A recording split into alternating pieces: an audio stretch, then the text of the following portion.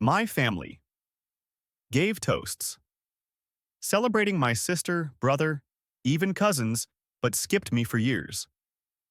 I left, built a $200 million company, and they only found out when I appeared on national TV. The toast always happened between the turkey and the pie. Every Thanksgiving, every Christmas, every Easter, every family gathering where more than 10 people showed up. Dad would stand at the head of the table, glass raised, same routine. Let's take a moment to celebrate our successful children. Then he'd look at my sister Victoria. Victoria, partner at Whitmore and associates at 32, youngest in firm history. We're so proud. Applause. Victoria would smile modestly, wave it off like it was nothing. Then Dad would turn to my brother Brandon. And Brandon, vice president at Sterling Capital, just closed a merger worth $40 million.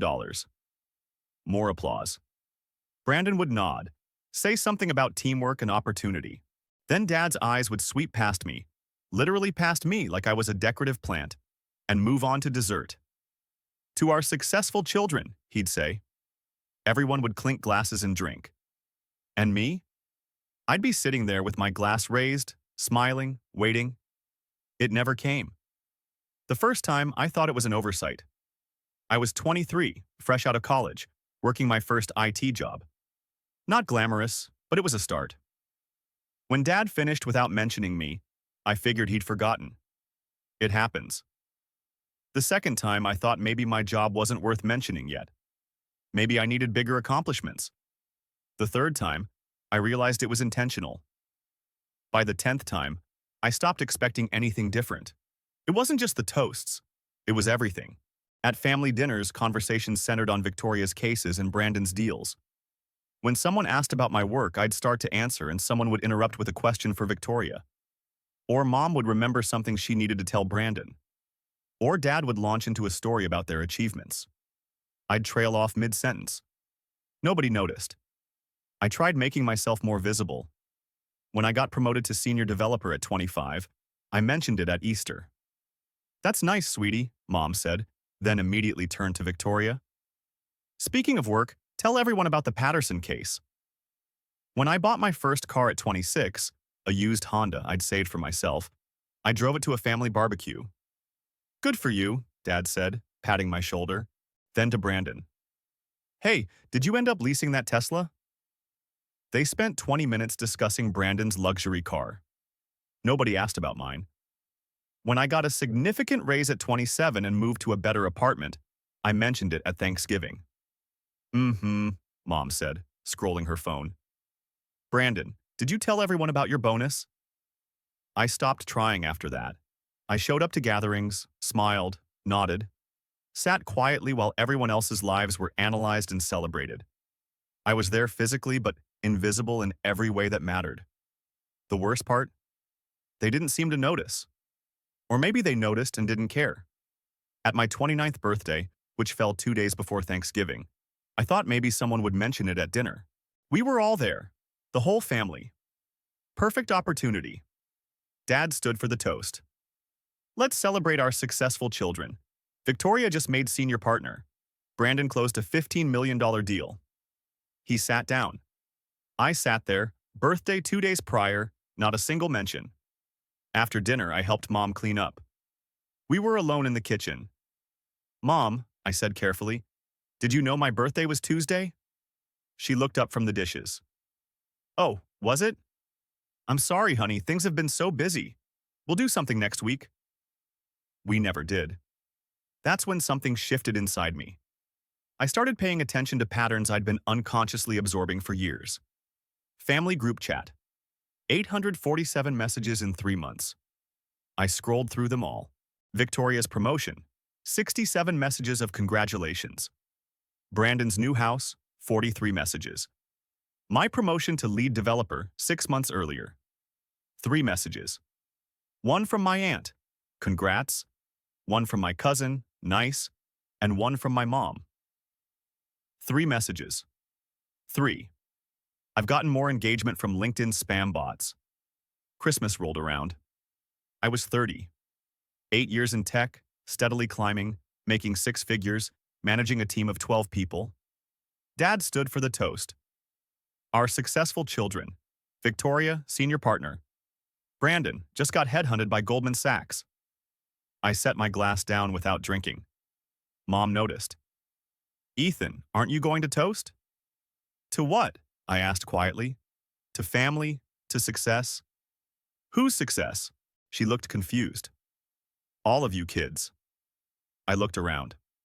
Victoria and Brandon glued to their phones, basking in praise. Aunts and uncles making small talk. My grandparents smiling benignly.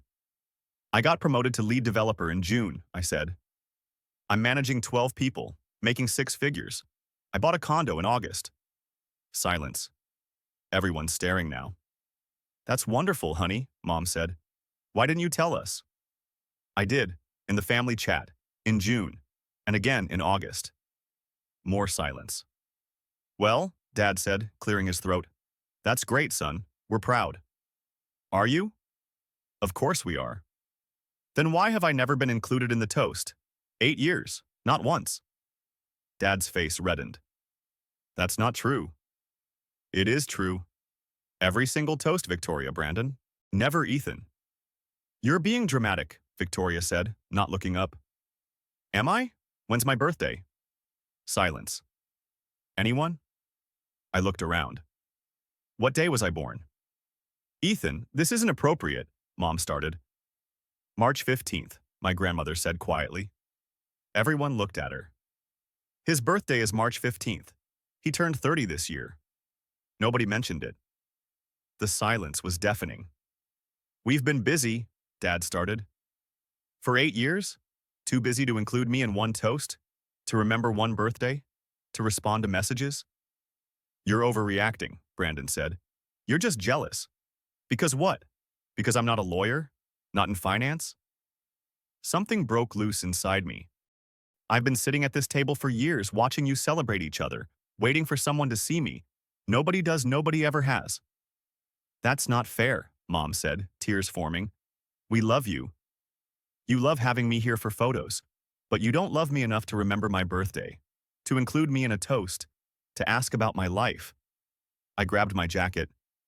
Where are you going? Dad asked. Home. To my condo none of you have ever asked to see. To my job none of you know anything about. To my life I've apparently been living alone this whole time. Ethan, sit down, Mom said. Let's talk. We just did. You can't even tell me what I do for a living, can you? Silence. That's what I thought. Merry Christmas. I left. Nobody followed. I drove home, sat in the dark, and made a decision. I was done. Done showing up to be invisible. Done waiting for acknowledgement that would never come. I opened my phone, found the family group chat, stared at those 847 messages, hundreds of congratulations for everyone else, 3 responses to my achievements. I left the chat. Nobody noticed for 3 weeks.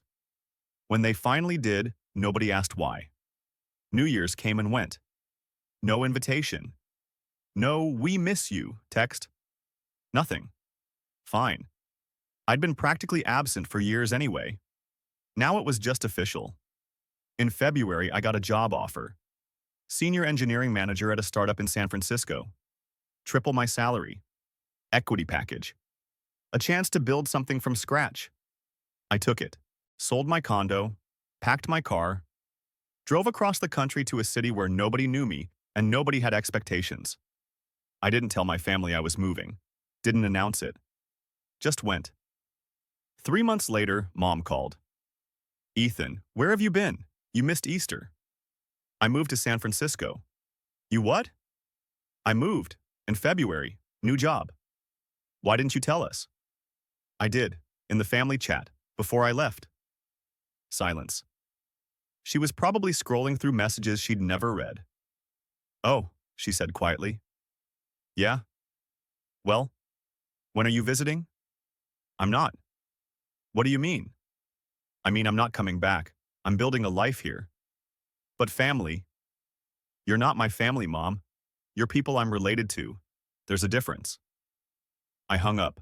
She called back twice. I didn't answer. That was 5 years ago. 5 years of building a life without them. No family dinners where I was furniture. No toast that skipped my name. No group chats where my messages vanished into the void. Just me, my work, and a future I was building entirely on my own terms. San Francisco was exactly what I needed. A place where nobody knew me, nobody had expectations, and success was measured by what you built. The startup, DataCore Solutions, was 3 people in a cramped office when I joined: the founder, 1 other engineer, and me. We were building AI-powered data analytics software for enterprise clients. Boring sounding but solving real problems for big companies. I threw myself into work 70-hour weeks, nights and weekends. Not because I had to, but because I finally had something that was mine, something where my contributions mattered, where people noticed when I solved problems. 6 months in, the founder called me into his office. "Ethan, I'm promoting you to VP of Engineering." I stared at him. "We have 5 employees. 6 now, about to hire 20 more. I need someone to build and lead the engineering team. That's you." No family to tell. No group chat to post in. Just me and a title that meant something. We grew fast, the software worked, companies needed it. We landed our first major client, a Fortune 500 manufacturing company. Then another. Then 5 more. 2 years in, we raised Series A, $15 million. I owned 8% of the company. I was a millionaire on paper. Nobody from my past life knew. Year 3, we hit $10 million in revenue. Hired 50 more people. I was managing 30 engineers, building features companies paid 6 figures annually to use. I got good at it. Really good. Not just technical, the leadership, the vision, seeing what companies needed before they knew they needed it.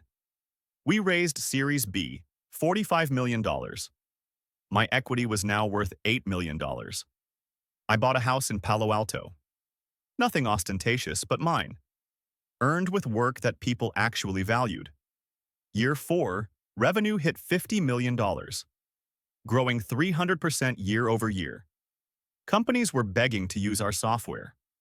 The founder pulled me aside. "Ethan, I'm stepping back, taking chairman role. I want you to be CEO." "What? You've been running this alongside me for 3 years. You know it better than anyone. Board agrees.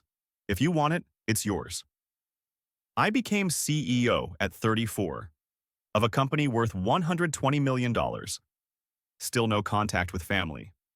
I'd changed my number after year 2, deleted social media. They probably thought I'd disappeared into obscurity. Year 5 was when everything exploded. Year 5 was when everything exploded. We landed contracts with 3 Fortune 500 companies.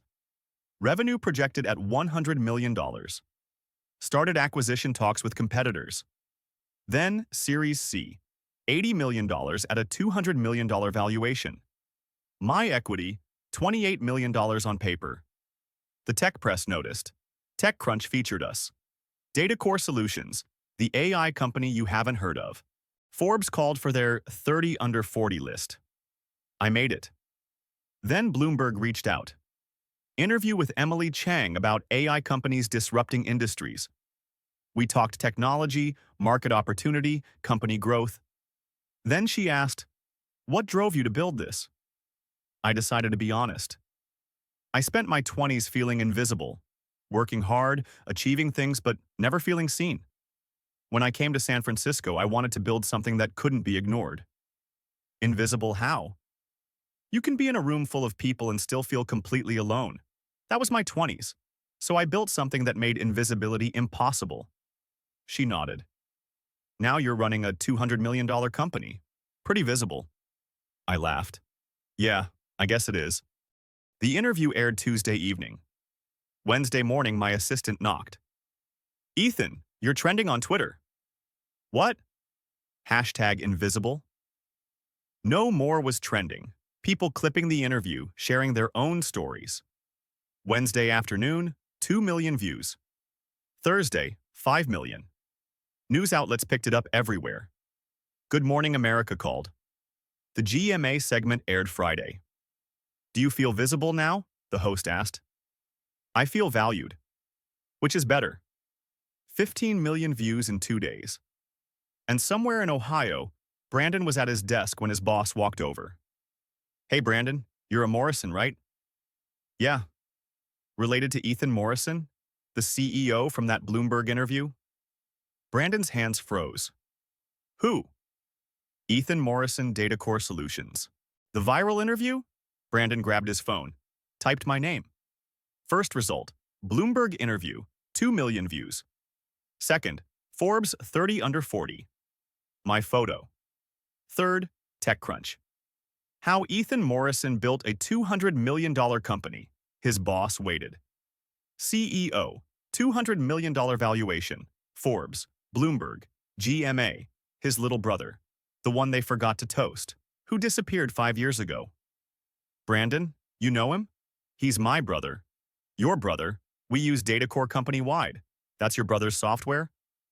Brandon realized Sterling Capital had rolled out Datacore last year. He'd used it daily, logged into software his brother built.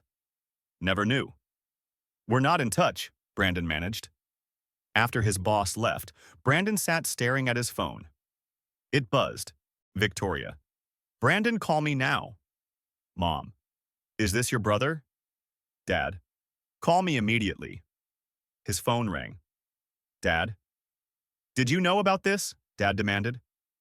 Just found out, my boss asked. Your boss knows about him? Dad, it's everywhere. Bloomberg, GMA. He's running a $200 million company. Silence. 200 million. Yeah, and we had no idea. He never told us. He tried. We never listened. Dad's breath caught. The family chat. Is he in it? Brandon checked. He left. Years ago. I never noticed. Find his number. I don't have it. He changed it. Then contact the company. I don't think he wants to talk to us, Dad. Brandon looked at the interview paused on my face. Title: CEO, who felt invisible, builds $200 million company. I really don't think he does. By evening, I had 47 missed calls. My assistant came in overwhelmed. Ethan, 17 calls today from people claiming to be family. Very insistent. What should I tell them? I thought about toasts that skipped my name. Birthdays nobody remembered. Messages ignored. Tell them I'm unavailable. For how long? Indefinitely. The messages kept coming. Old email. 89 unread from family. LinkedIn.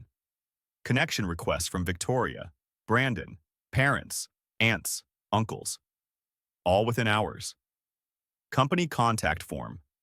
5 messages from family asking me to call urgently. I ignored everything. 2 days later, my assistant knocked again. Your father's in the lobby, flew here, won't leave until you talk. I thought about making him sit there, having security remove him. 5 years of silence until I was on TV. Tell him 10 minutes. I made him wait the full 10. Then took the elevator down. Dad looked older, grayer, tired. He stood, relief flooding his face. Ethan, thank God. What are you doing here? I needed to see you. We saw the interviews. And suddenly remembered I exist. He flinched. That's not fair. You didn't know where I lived, what I did, that I was CEO. But you saw me on TV and suddenly it's urgent. We didn't know because you disappeared. I left the group chat. Nobody noticed for 3 weeks. I moved across the country. Nobody asked where I built a company over 5 years. Nobody checked in. I didn't disappear. You never looked. He sat heavily. You're right. That surprised me. We failed you, he continued. Your mother, me, Victoria, Brandon. We took you for granted. Didn't see you. You realized it when I went viral, not when I left. No, we realized it at Christmas, when you asked about your birthday and nobody knew. Your grandmother called your mother the next day, said we should be ashamed.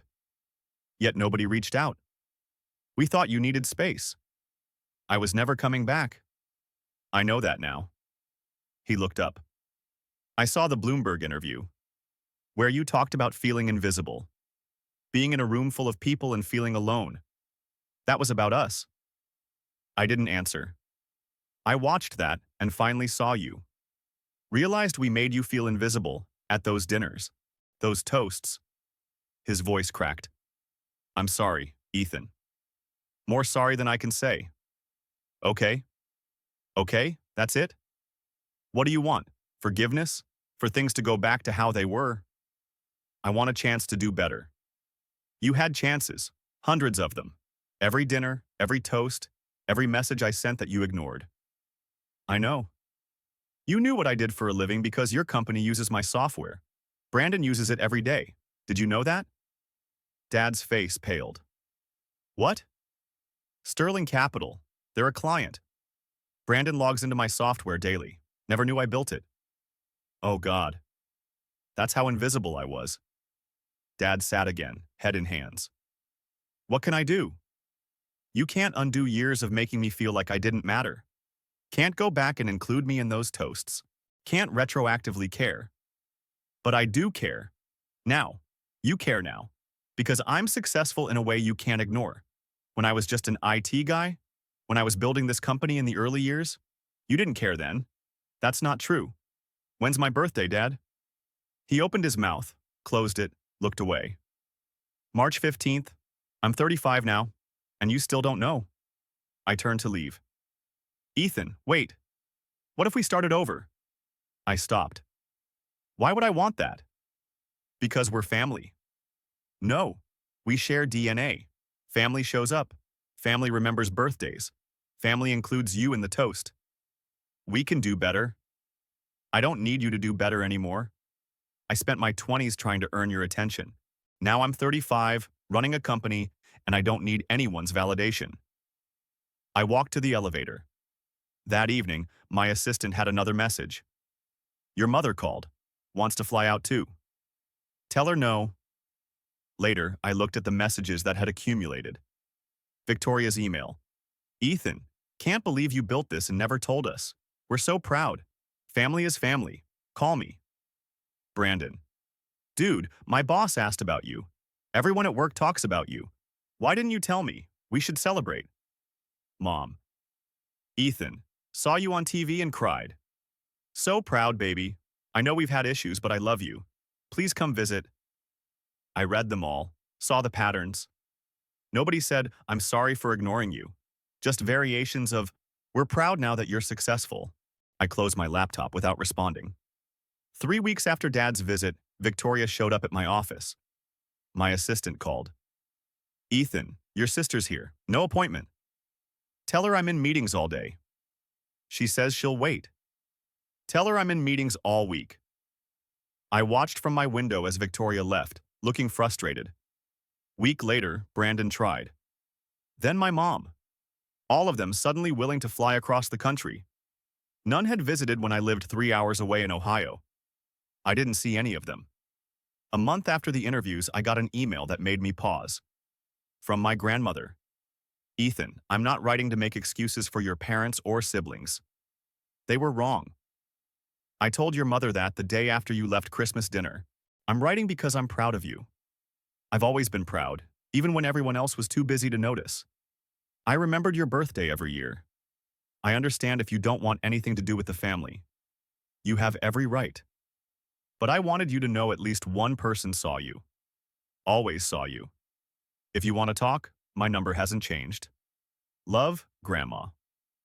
I read it 3 times. She was right. She had always remembered my birthday, had asked about my work at dinners, even when everyone talked over me, had been the only one to speak up at Christmas when nobody knew my birthday. I wrote back, Grandma, thank you. That means more than you know. I'm doing well. Really well. The company is good, life is good, I'm happy. I'm not ready to reconnect with the family. Maybe never. But I'm glad to hear from you. Love, Ethan. She responded within an hour. That's all I needed to know, sweetheart. You don't owe them anything. Be happy. P.S. I watched your Bloomberg interview 3 times. You were wonderful. I understood exactly what you meant about feeling invisible. I'm sorry I didn't do more to stop it. I printed that email and framed it in my office. 2 months after the interviews, media attention started dying down. We were back to normal operations, growing, hiring, building.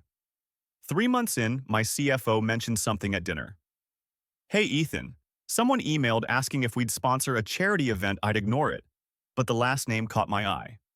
Morrison? Related to you? What event? Family reunion. Says it's the Morrison family annual gathering, asking for 5,000 to sponsor and have you as guest speaker about success. I stared. They want me to sponsor their reunion and give a speech? Yeah, successful family members panel. I started laughing. Yes, that's my family. No, we're not sponsoring. Definitely no to speaking. Later that night, I thought about it. A successful family members panel. At a reunion I hadn't been invited to. They wanted to parade me around, show off the son they'd ignored, include me in the celebration now that I came with headlines. I found Victoria's last email, typed a response. Victoria, I saw the family is planning a reunion with a successful family members panel. You don't get to ignore me for years and then claim me when it's convenient. Don't get to forget my birthday, skip me in toasts, never read my messages, then ask me to speak at your reunion about success. I'm not a trophy you display when it suits you. I built this without you. All of you. And I don't need your validation. Have your reunion. Have your panel. Leave me out. Don't contact me again. Ethan. I sent it. Then blocked every email, every phone number, every possible contact. Done being the son they remembered only when it benefited them. 6 months after the Bloomberg interview, we went public. Datacore Solutions IPO'd at a $2.8 billion valuation. My shares were worth $380 million. The media went crazy again. From invisible to billionaire. The CEO who proved them all wrong. I did a few interviews, kept it professional. But one interviewer asked, "Your story about feeling invisible resonated with millions. Now you're a billionaire. Do you think about the people who made you feel that way?" I paused. Thought about answering honestly. I think about them sometimes, but not how you'd expect. I don't think about revenge or proving them wrong. I think about how their inability to see me was never about me. It was about them, their values, priorities, what they chose to pay attention to. Do you have a relationship with them now? No. Any plans to reconcile? No. Some bridges don't need rebuilding. Some distances are healthy. Any regrets? About leaving? None. My only regret is I didn't leave sooner. That clip went viral too. Billionaire CEO. Some distances are healthy. Comments split. Half saying I was right to maintain boundaries. Half saying family is family and I should forgive. I didn't read most of them. Didn't need to. 2 weeks after the IPO, a letter arrived. Physical mail forwarded from my old address. My parents' house return address. I almost threw it away, but opened it. Handwritten letter from my mother. Ethan, I don't expect you to respond. Don't even know if you'll read this. But I needed to write it. I've spent the last year and a half thinking about what we did to you. How we made you feel. The toasts that didn't include you. The birthdays we forgot. The messages we ignored. Your father and I have been in therapy, together and separately, trying to understand how we failed so completely. The therapist asked me to describe each of my children. I talked about Victoria for 20 minutes, about Brandon for 15. When she asked about you, I stopped. Realized I couldn't tell her who you were. Not really. I knew facts. You worked in tech, moved to San Francisco. But I didn't know you. Your interests. Values. What made you happy? I'd spent 35 years as your mother and didn't actually know you. That's unforgivable. I'm not asking forgiveness. I just want you to know I see it now. I understand what we did. And I'm sorry. More sorry than I can express. I know sorry doesn't fix anything, doesn't undo the toasts or remember the birthdays or make you feel seen. But I wanted you to know I finally see you. Even if it's too late. If you ever want contact, any kind, I'll be here. But I understand if that never happens. I hope you're happy. Love, Mom. I read it twice, better than the other attempts. More honest. Actually acknowledged what they'd done. But also 18 months too late. And a therapy session too calculated. I put it in a drawer, didn't respond. A month later, I was speaking at a tech conference in Chicago, hour from where my family lived. I didn't tell anyone. After my keynote, walking through the convention center, someone called my name. Ethan? I turned. Brandon stood there, conference badge around his neck. We stared at each other. Didn't know you'd be here, he said. Business conference, speaking. I saw, you were great. Thanks. Awkward silence. Can we talk? 5 minutes? I looked at him. My brother, who seemed smaller now. 5 minutes. We found a quiet corner. Brandon fidgeted with his badge. I read Mom's letter, the one she sent. She told us about it. Okay. I wanted to write too, but didn't know what to say. Everything felt wrong. So I'm just going to say it. I'm sorry. For never including you. Never asking about your life. For using your software daily and never knowing you built it. For not defending you at Christmas when you asked about your birthday. He took a breath. You were right about everything. We treated you like you were invisible. I was part of that. I'm ashamed, and I'm sorry. I looked at him, saw genuine remorse. Okay. Okay. I hear you. I accept your apology. Does that mean? It doesn't mean anything beyond that. I accept you're sorry. Doesn't mean I want a relationship. His face fell. I understand. Do you? I think so. We hurt you too long. Sorry doesn't fix it. No, it doesn't. Is there anything I could do? No, Brandon, there isn't. You can't retroactively care about me. He was quiet. You're right. I know. For what it's worth, I think about it a lot. See it now. And I feel sick about it. That's your burden, not mine. He looked surprised. You're not angry. I was. For a long time, but anger is exhausting. Now I'm just indifferent. You're my brother biologically, that's it. Could we be more, ever? I don't know, maybe, but not now. Maybe not ever. Fair. He extended his hand. Thank you for talking. I shook it. Take care, Brandon. I walked away. Felt nothing except maybe closure. That evening, flying back to San Francisco, I thought about the last 2 years. The interviews, the IPO, the letters, the attempts at reconciliation. All because I'd become impossible to ignore. But they never understood. I'd stopped needing their attention years ago. I'd built a life that made me happy. A company that mattered. A grandmother who'd always seen me. I didn't need them to be proud now. Didn't need them in the toast. Didn't need anything from them at all. And that was the real success. 3 years after the IPO, I was having coffee with my leadership team when my phone buzzed. Email from Grandma. Your mother asked me to forward you something. I told her I wouldn't unless you said okay. It's a photo from this year's Christmas dinner. She wanted you to see it. Let me know. I wrote back, you can send it. A minute later, the photo arrived. My family at Christmas dinner. All of them at the table. Dad standing with his glass raised. Grandma's caption from my mother, this year's toast included your name. Dad said, our successful children, Victoria, Brandon, and Ethan, who taught us what really matters. I thought you should know. I stared at the photo. They'd finally included me in the toast. 3 years after the IPO, after I'd become a billionaire, after being on television. I deleted the email, turned back to my team, my friends, the people who'd seen me long before the world did. Sorry about that. Where were we? Life continued. The company grew. We expanded internationally. Hired 1,000 employees. Revenue hit $500 million annually. I dated someone for a year. A product manager at another tech company. It didn't work out, but it was good while it lasted. Normal relationship stuff. I bought a better house, hosted dinners, built friendships that felt real. Grandma and I emailed regularly.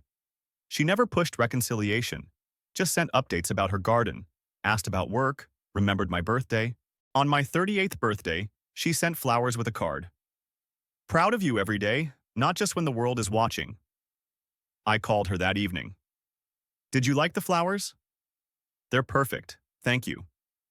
Your mother asked if I'd heard from you. What did you tell her?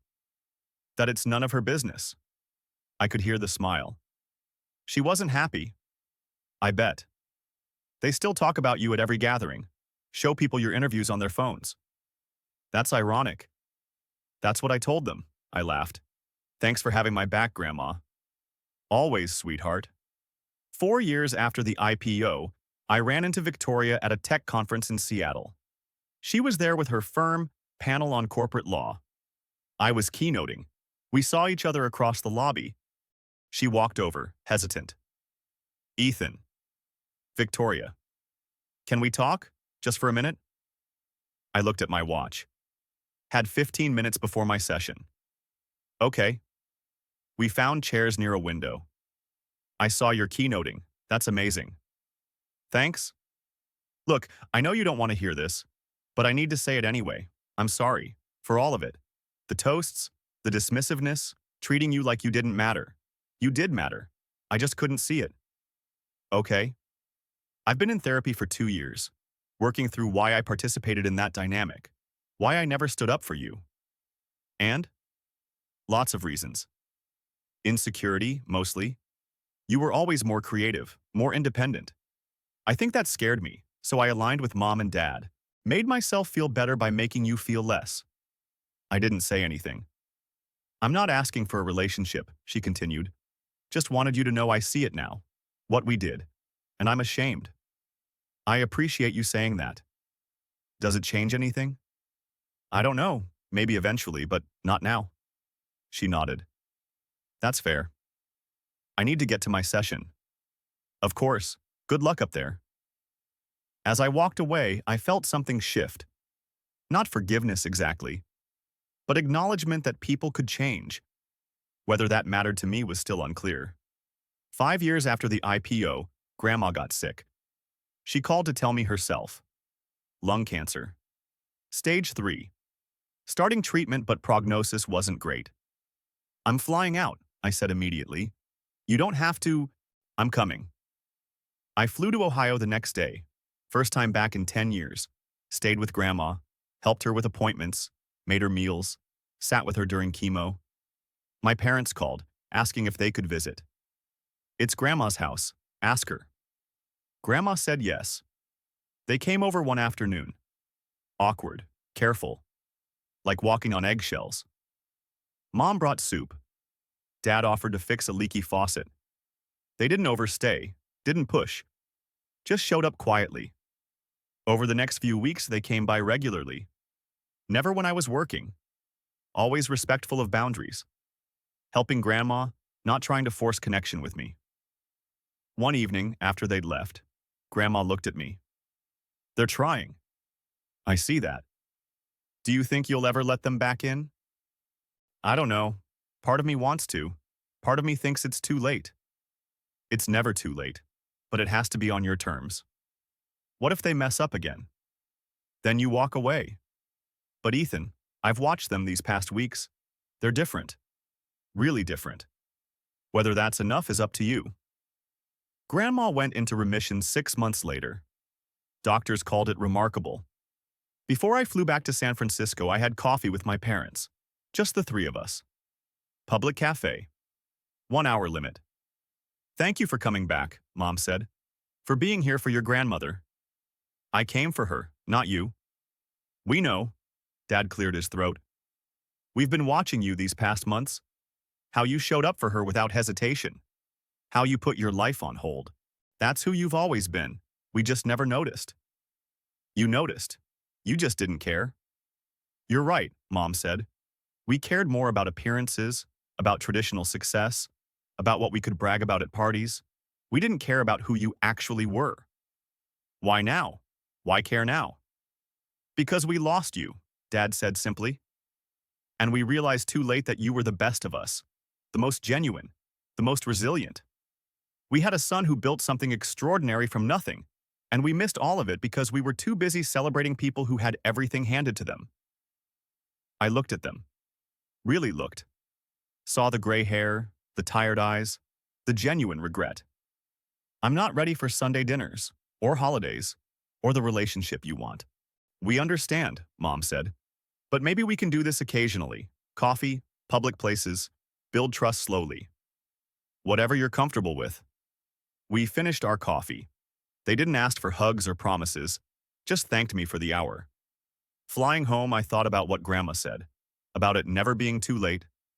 2 years later, I was invited to speak at my old college. Victoria reached out. I'm doing a panel at the law school same weekend. Want to grab dinner after? I surprised myself by saying yes. Dinner was nice. Normal. We talked about work, life, nothing heavy. At the end, she asked about the company. We're doing well. Just hit $1 billion in annual revenue. That's incredible, Ethan. Really. Thanks. Can I ask something? Do you ever think about what would have happened if we'd supported you from the start? Sometimes. But I think I needed to do it alone. Needed to prove, to myself more than anyone, that I could. Well, you did. And I'm sorry I wasn't there to see it. I know. We parted amicably. Not siblings exactly, but not enemies either. 3 years after Grandma's illness, she turned 85, threw herself a party, invited everyone, including me. I went.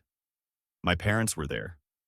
Victoria, Brandon, extended family, all walking on eggshells around me. During dinner, Dad stood, glass raised. My stomach tightened. I want to make a toast, he said, to Mom, who taught us what family really means, and to all her grandchildren. Victoria, Brandon, and Ethan. He looked directly at me. Especially Ethan, who showed us that success isn't about what you're given. It's about what you build. Who taught us, the hard way, that being family means showing up. Actually showing up. Everyone raised their glasses. I raised mine too. After dinner, Grandma pulled me aside. How are you feeling? Weird. But okay. They're trying, you know, really trying. I see that. Are you ready to let them in? Maybe, slowly, on my terms. That's all anyone can ask. I flew home the next day, back to San Francisco, back to my life. The life I'd built without them. The company worth billions. The friendships that were real. The peace I'd earned. And somewhere along the way, I realized something. I'd won. Not because I'd proven them wrong. Not because I'd become a billionaire. Not because they'd finally included me in a toast. I'd won because I'd built a life so full, so complete, that their validation stopped mattering. And when they finally came back, changed, humbled, actually trying, there was room for them. Not at the center. Not like before. But somewhere on the edges. Where they'd earned a place through years of consistent effort and genuine change. My wedding had been the catalyst. No, my invisibility had been the catalyst. They'd made me feel invisible for 30 years. So I disappeared. Built something they couldn't ignore. And when they finally saw me, I didn't need them to. That was the real victory, not the billion-dollar company, not the Forbes covers or Bloomberg interviews. The victory was reaching a place where their opinion, good or bad, simply didn't matter anymore. Where I knew my worth regardless of who toasted it. And that was freedom.